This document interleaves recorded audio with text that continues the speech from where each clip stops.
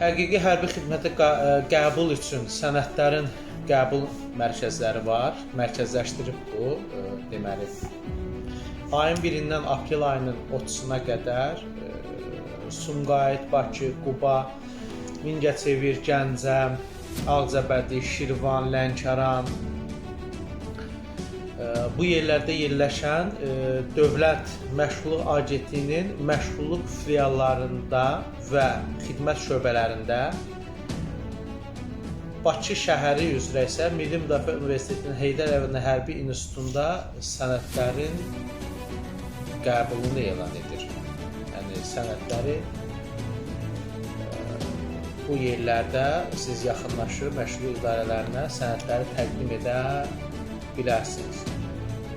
Milli Müdafiə Universitetindən hərbiçilərimiz ora ezam edilirlər.